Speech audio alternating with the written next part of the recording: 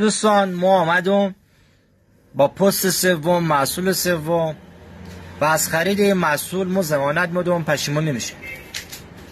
کمپرسور 2 سیلندر برند ماک، وزن سبک، دارای چراغ قوه و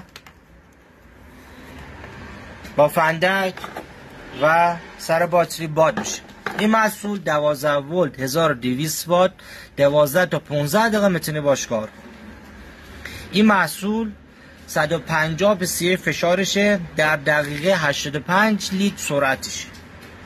لوازم جانبی که ای داره خودش 1 تومن میارزه. بریم با هم ببینیم چیا هستش.